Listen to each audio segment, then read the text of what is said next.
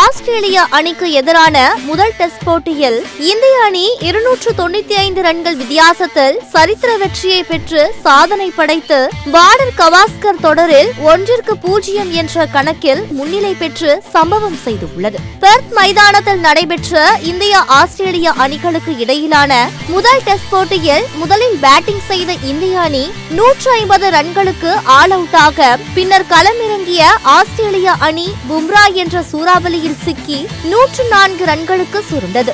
இதனால் 46 ரன்கள் முன்னிலையுடன் இந்திய அணி களம் கண்டது. தொடர்ந்து இரண்டாவது இன்னிங்ஸில் ஜெய்ஸ்வால் விராட் கோலியின் மாசான சதம் காரணமாக 6 விக்கெட்டுகள் இழப்பிற்கு 487 ரன்களை வாரி குவித்து டிக்ளேர் செய்வதாக அறிவித்தது. பின்னர் மூன்றாவது நாளின் கடைசி நிமிடங்களில் களமிறங்கிய ஆஸ்திரேலிய அணி 12 ரன்களுக்கு 3 விக்கெட்டுகளை இழந்து திக்குமுக்காடிய நிலையில் 4வது நாள் ஆட்டத்தில் ஸ்டீவ் ஸ்மித் கவாஜா கூட்டணி ஆரம்பமாகி இரண்டாவது ஓவரிலேயே சிராஜின் அனல் பறக்க பந்து வீச்சில் கவாஜா 4 ரன்களில் ஆட்டமிழக்க பின்னர் நட்சத்திர வீரர் டிராவிஸ் ஹெட் களமிறங்கியதை அடுத்து அவரும் ஸ்டீவ் ஸ்மித்தும் இணைந்து சில மணி நேரம் போராடி சிராஜின் இன்ஸ்விங்கரில் ஸ்டீவ் ஸ்மித் 17 ரன்களில் அவுட் ஆனார். இதன் பின் ஹெட் மிட்சல் மார்ஷ் கூட்டணி இணைந்து சரசரவென ரன்களை குவிக்க தொடங்கி 6வது விக்கெட்டுக்கு 82 ரன்கள் பார்ட்னர்ஷிப் அமைத்து இந்திய அணியின் கேப்டன் பும்ரா மீண்டும் அட்டாக்கில் வந்து